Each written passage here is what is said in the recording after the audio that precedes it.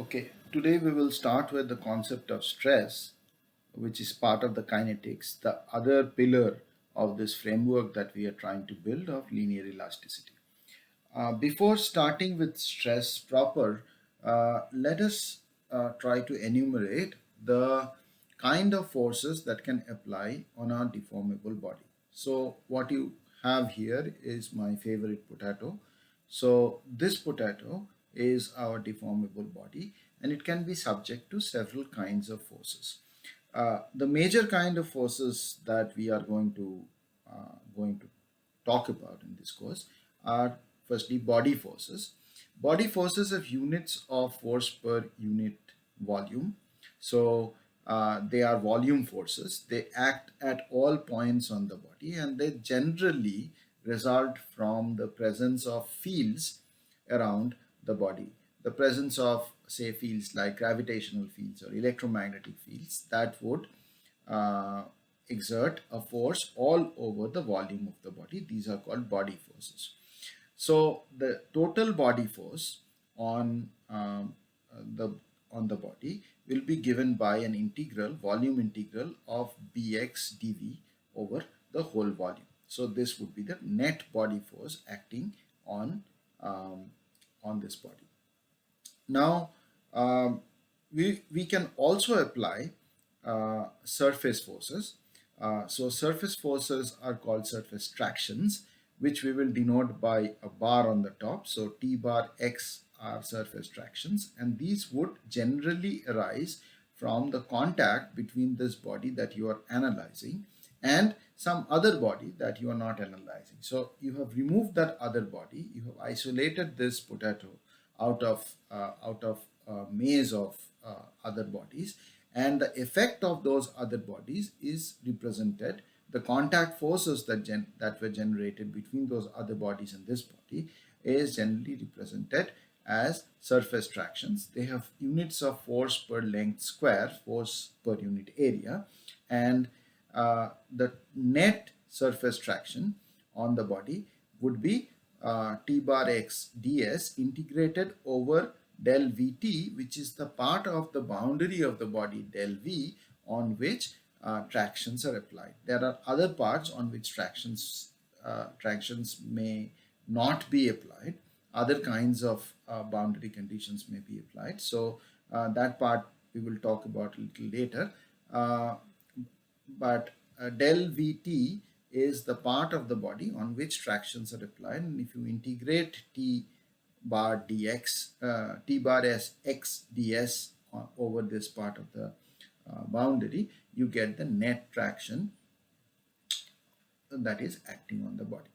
So these two are important kinds of forces, and these are all the forces that can, all the different kinds of forces that can appear on deformable body forces and surface tractions. Now you might wonder, what about this concentrated force Fi?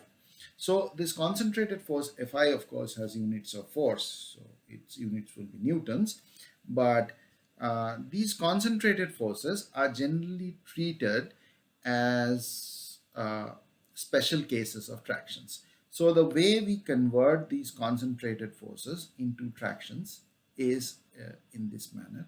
So we use this function called the direct delta function. This is not same as the Kronecker delta. Kronecker delta is part of our jargon of Cartesian tensors, but here this is a function, and this function in 1D, when x is just one dimension, is defined by this relation. So if you take a function and integrate and multiply it over delta x minus zeta, then this delta x minus zeta picks out the value of the function at x equal to zeta. So if you integrate this product over minus infinity to infinity, you get f zeta, because this function, you can think of it as it's a very sharp function at x equal to zeta, and everywhere else it's equal to 0. So when you multiply it with fx, it picks out the value at x equal to zeta. That's the definition of the direct delta function in one dimensions. We can extend this to three dimensions. So if you have uh, if you define the delta function in three dimensions as this, so it's a product of three delta functions, three one-dimensional delta functions. So what it will do is it will pick out the value of a function when you multiply it with some function f x of three-dimensional position vector x. It will pick out the value of that function when x1 is equal to zeta 1, x2 equal to zeta 2, and x3 equal to zeta 3. And doing that, we can easily show that if I represent t bar as fi delta x minus xi, then this will pick out the value of this function at x equal to x1, x2, x3. So that value is fi, and if I have n such functions, then integral of t bar dx will be simply equal to summation of those concentrated loads. So we will use this trick later when we solve specific problems. But for the moment, if I represent a traction, represent a concentrated force in terms of a traction in this manner using the Dirac delta function in three dimensions, I get integral of the traction equal to sum of the forces that are applied on the body. So that's why concentrated forces can be considered as a special case of a distributed traction. So we don't mention them separately, though concentrated force will have this force will have units of newtons and not newtons per meter square as T bar does. Okay, so these are the kinds of forces, three kinds of forces, basically two kinds of forces: body forces and surface tractions, forces per unit volume and forces per unit area. There can be concentrated forces with units of force, but these concentrated forces can be treated as special cases of a surface traction. So these are the kinds of forces that can apply. And now we come to the very important concept of how we conceive this notion of a stress. Well, the notion of a stress arises from the fact that we have to satisfy equilibrium even when we cut the body up into separate parts. So the idea is like this. The idea is that if a body is in equilibrium, then every part of it, however small, is also in equilibrium. So let's start from there. So what we have done here is we have cut the potato up into two parts, this upper part and this lower part. And then we have cut it along a plane. We could have cut it along any other direction, where locally the normal is given by n. This n could be changing over this cut.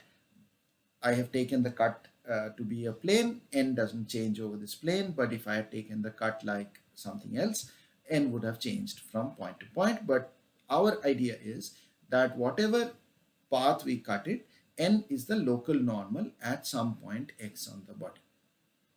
So on the other part of the body, there is a corresponding point which corresponds to this point. So that is this point, and there the normal is obviously equal to minus n. It will be opposite to what it is here. If it's plus n here, it would be minus n here. That's obvious. Now though we have cut the body open into two, we have to ensure that this part is in equilibrium and this part is in equilibrium as well, because as I was saying, that every part of the body has to be in equilibrium, however small. Now for this part to be in equilibrium, we have to consider that this part is subject to these surface tractions. There are parts of the body force that are applied on this part, the upper part. But apart from that, we have to take into account this unknown distribution of forces on the cut surface, which basically were due to the interaction of the upper part with the lower part. So if I put the upper part and lower part together again, then these internal forces, these internal black arrows that I have drawn here, will vanish. And when we look at them separately, we will have to consider these internal forces in order to satisfy equilibrium. The point is, these internal forces on the upper part have to be equal and opposite to the internal forces on the lower part. So the sum total of these internal forces have to be equal and opposite to the sum total of these internal forces. We go a bit further.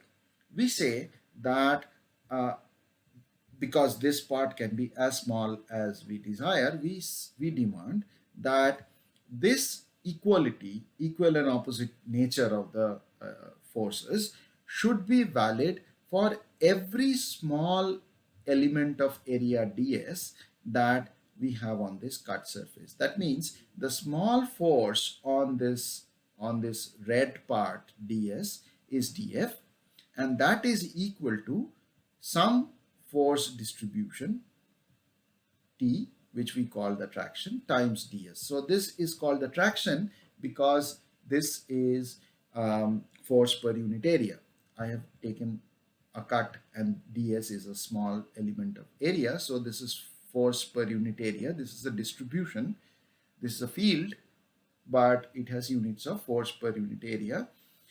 And this traction should not be confused with this T bar, which is the applied traction that comes because it was interacting with some body outside our domain of interest. This traction comes about because we have cut the body open. This traction is a distribution. If I had cut it here, it is Tnx. If I had cut it, if I had looked at some other point x naught, then it would be Tn naught x naught. Okay, so this traction has to be this force, this small force on this small area has to be equal and opposite to the corresponding small area of size ds on the lower body. So what we are trying to enforce is that at every point x on the cut, the forces on the upper body and the lower body must be equal and opposite. So obviously when we put them together, there would be, the total also would be equal and opposite. We are ensuring that the total will be equal and opposite by demanding that it should be equal and opposite at each and every point on the cut surface. So between 2 points on the cut surface of the top and the cut surface of the bottom that are corresponding to each other, the forces, the small element of forces must be equal and opposite. So df would be the force that is acting on this red area ds, and minus df would be the force that is acting on this red area with normal minus L. Okay, so the property of this is now obvious. df should be a force such that if I reverse the direction of the normal, so if I make this n into minus n, df should become minus df. So we can say that about this field, this traction field. So this traction field should be such that if I reverse the normal, the traction field becomes negative because ds does not change. Ds is a scalar. Ds is the area of this small element. It does not change. If df has to change sign because I have changed the sign of the normal, then Tnx has to change sign because I have changed the sign of the normal. So now we have the property that Tnx is a field which is of a nature that if I change the direction of the normal, it changes sign. So T minus nx is equal to minus Tx.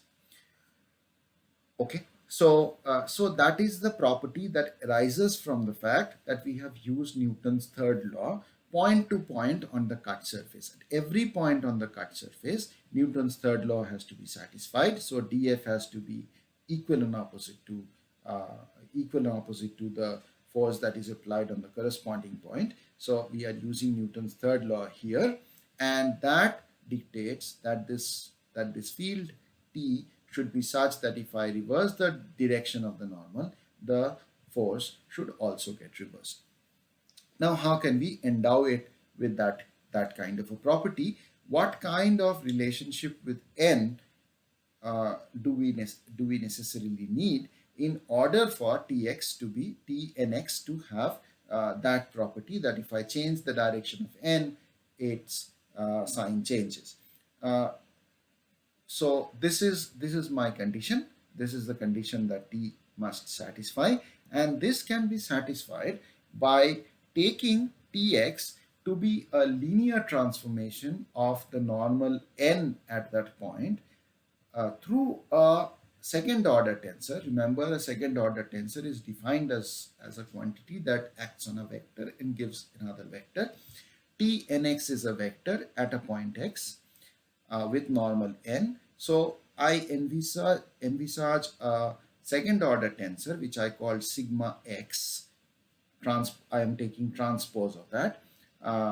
There's a reason why I'm taking the transpose. I could have used a second order tensor without the transpose also, but this transpose has got something to do with the way I define these quantities later. So I will put the transpose. Looking forward a bit, I will put the transpose. I will justify the transpose later. But what I'm saying is that this is a second order tensor which acts on the normal to give you the traction. This form definitely ensures that if I change n to minus n, because this is a linear transformation, if I change n to minus n, T minus nx would be equal to minus Tnx. That is ensured by this transformation by assuming that traction is the mapping by a second order tensor called the Cauchy stress that maps the normal to the traction. So traction is a map of the normal through the Cauchy stress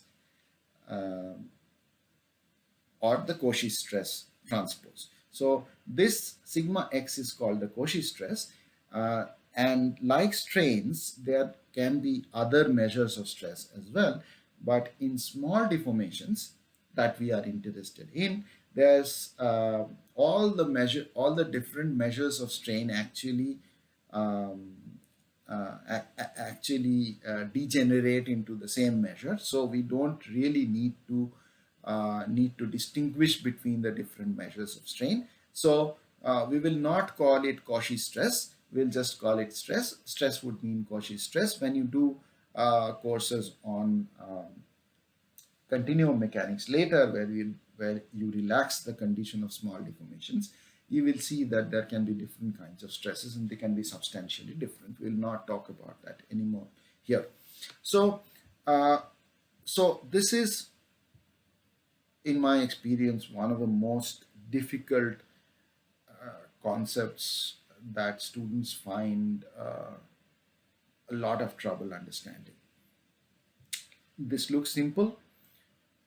This comes from Newton's third law. So Newton's third law dictates that if I change the sign of the normal, the sign of traction must change. And then I say I can achieve that by defining the traction as a second order tensor multiplied by the normal. So this obviously satisfies this condition, and the second order tensor or the second order tensor whose transpose I use, I call it the stress. Obviously, I can write this in indicial notation, and you better remember this by heart. So Ti, ith component of T, the traction at any point x with normal n, is sigma ji nj, where sigma are the components of the Cauchy stress. This just follows from this expression. You can easily verify this. This just follows from here. Now, I can actually, I think I should actually verify this for you. So T is sigma transpose n. So uh, sigma can be written as sigma ij ei ej, and sigma transpose would be written as sigma ji ei ej. N is also a vector, so n can be written as nk ek. So uh, sigma transpose n is equal to sigma ji ei ej nk ek. So single dot side by side rule, sigma ji delta jk nk ei. So this is equal to sigma ji n j ei. So that is your traction vector. That is your traction vector, and the components of that, the ith component of that is sigma ji n j. Okay, so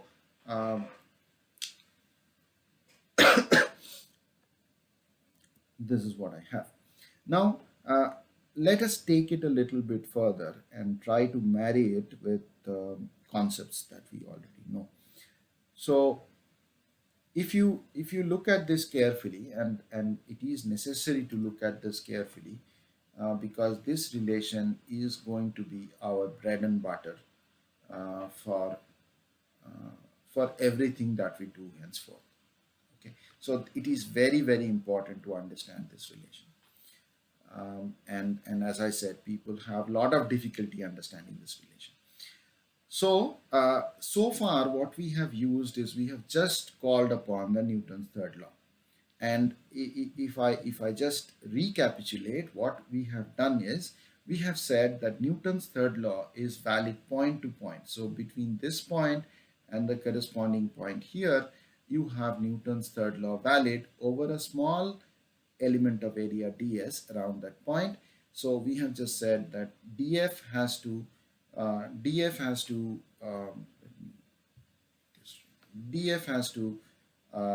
be equal and opposite to minus df. So this is what we ensured. This is what we ensured, from which we got the fact that t has to change sign if n changes sign. And from that, we said that one way to achieve it, the way to achieve it is to define t in this manner. Define t in this manner as a linear transformation using a second order tensor sigma x, and then in indicial notation this is what it ends up as. Okay, so so far I have just called upon the Newton's third law, and nothing else is necessary here to show this. Now we will show it in a more traditional way in the next. So let us try to understand what those quantities sigma sorry, what those quantities sigma ji are in this relation, which is known as the Cauchy relation. So to do that, let us look at it in a slightly different way. So now, instead of cutting it open into two parts, what we are going to do is we are going to gouge a pillbox out of this big potato. Now, when we gouge this pillbox out, we are ensuring that the edges of the pillbox are parallel to the coordinate axis that we have taken. So, and it's small, it's located at the point x, and the sides are small, dx1, dx2, and dx3, and they are parallel to the coordinate axis, coordinate directions.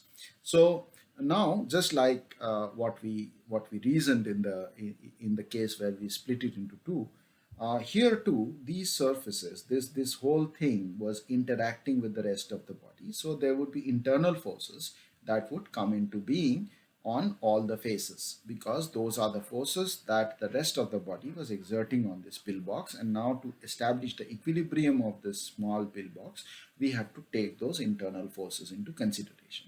So what we are going to do is, we are going to take not the internal forces as such, we will take the tractions on each surface. So those are force per unit area. And if we multiply the tractions with the area of each side, then we will uh, get the internal forces that rise. So this is what we are going to do. So we are going to apply these tractions, and then we are going to name the tractions. So for example, this I have named as TE1X, which means that it's at point X. So that's where the pillbox has been drawn. And then it is on a face whose normal is E1. So I call it TE1X, TE2X, TE3X. Obviously, this TE2X and this TE2X have to be equal and opposite. So we have to have force equilibrium. So this TE3X has to be equal and opposite to this, and this TE1X has to be equal and opposite to another one that's behind and is not visible. Okay, now each of these tractions, when multiplied by the area of this, when area of the side, which is small, when it's multiplied by this area, would give you the total internal force that's acting on this face, similarly on this face, and so on. Now we are going to take components of these tractions along traction vectors along the 3 coordinate axis, and we are going to name the components in this way. So TE1 will have components which will have two indices. The two indices are, the first index is the name of the plane on which this traction acts. The name of the plane is the one plane.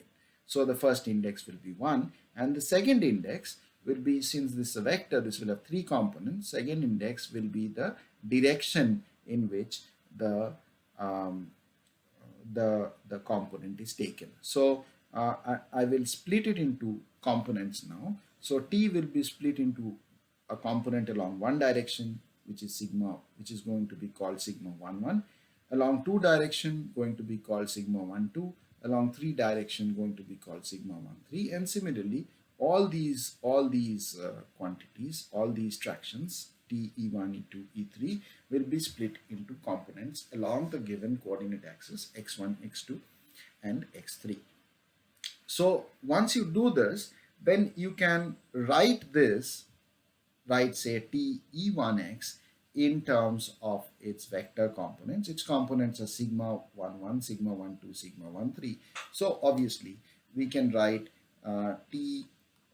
E1x as sigma 1 1 E1 plus sigma 1 2 E2, sigma 1 3 E3.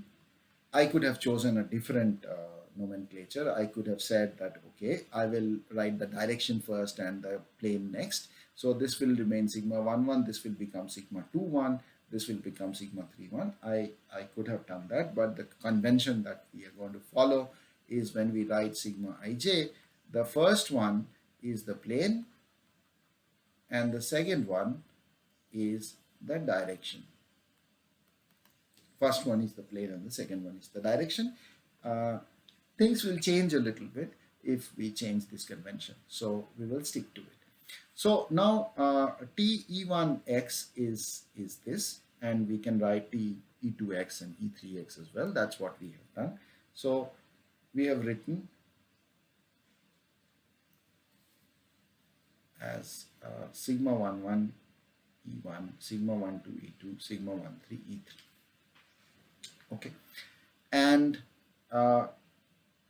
we can do something more. We can do something more. We can now cut the pillbox along a sort of diagonal plane. I can cut the pillbox along some sort of a diagonal plane. So this is the plane. This is the plane, and let's say its area is ds. The area of the plane is ds, and the normal to the plane is this normal n. Okay, so The traction on this plane would be denoted by T n x. So it's still at x, we are still at the point x, and the normal now is in the n direction. And the total force on this plane is T nx times ds. And from force balance, that has to be equal to T e1 ds1. ds1 is the ds1 is the area of this plane here. ds2 is the area of this plane here, and ds3 is the area of this plane. So T e3 ds3, T e2 ds2, T e1 ds1 together has to balance T nx ds. Now, what is ds1? ds is a vector. We can take area as a vector whose magnitude is ds, scalar ds, and the normal is the direction. So this is the unit normal. This gives the direction of the area vector. So we can write the area like this. And then ds1 is ds, I don't know what happens here. So ds1 is, sorry,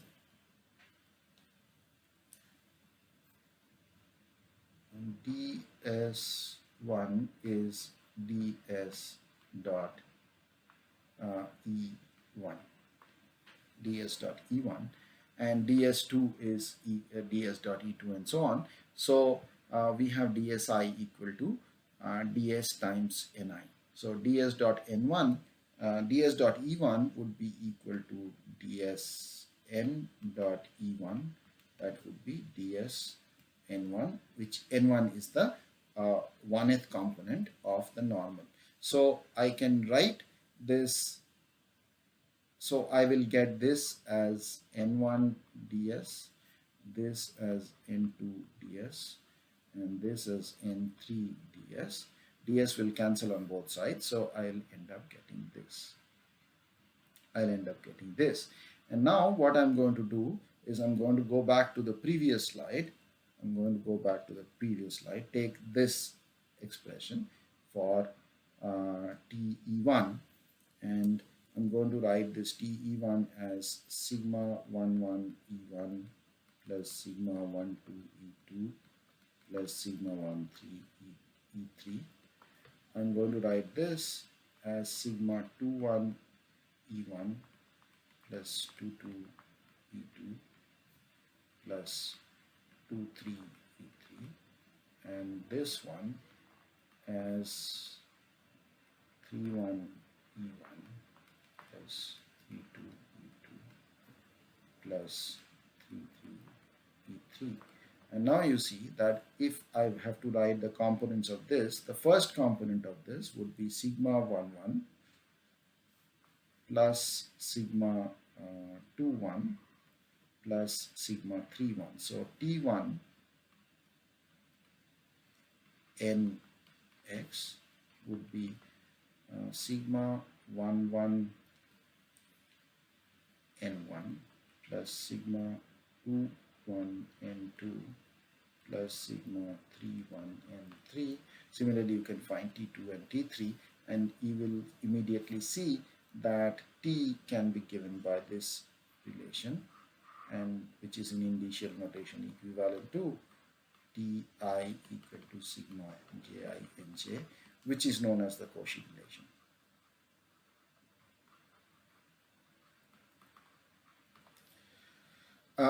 One small thing you must remember, that if body forces were present, then this would be equal to this whole thing plus the body force into the volume of the tetrahedron. Now, as the volume tends to 0, as the tetrahedron becomes infinitesimally small, this is going to go to 0, and therefore will not have any effect. These things will not go to 0 because the areas won't go to 0, but the volume would go to 0. So this would go to 0. These relations will still remain, and and the body force will have no effect on this proof. So this is one way of proving the Cauchy relations. The other way that we have reasoned out is this. So this is the other way. Let's do one small thing before we leave. Suppose I want to pull out a component of this stress tensor. So suppose I want to pull out sigma 1 2. Let's see what I need to do to pull out the ijth component. So to pull out the ijth component, I have to do this. So let's say sigma mn. No, let's say sigma.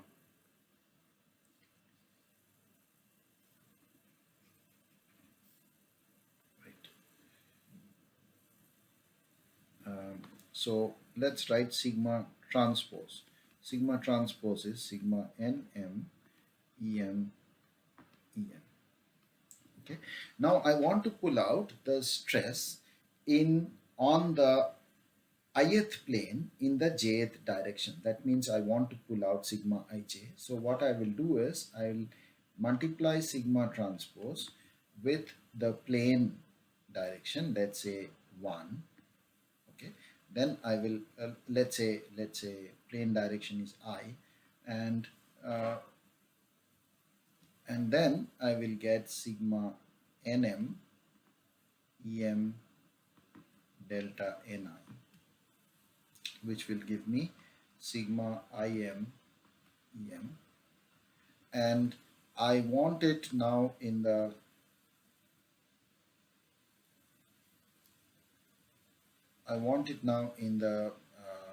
jth direction.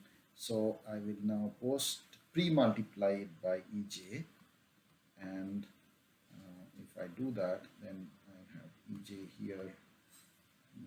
here, and I will get sigma im delta jm, which will give me sigma ij. So to pull out sigma ij, I will have to post multiply with the plane, that is I, and pre-multiply with the direction, that is j. So to pull out sigma 1 2, the stress component sigma 1 2, I will have to take the plane, that is the one plane in this case, and the direction of sigma transpose, not sigma. That is because of the way we have named them. We have named the plane first and the direction next. That's why the sigma transpose comes, and um, this is how we will have to pull out the ijth component of the stress. In general, if we want to pull out the stress on a plane, let's say with normal n in a direction s, this is what we will have to do. So this is what we will have to do.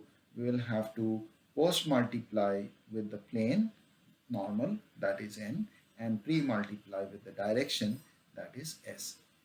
You can easily prove this from what I did here. You can easily prove this, and that's where we will end this. We'll take up a couple of problems in the next class that will probably explain the concept of this relationship between the stress and the traction a little better. Let's stop here.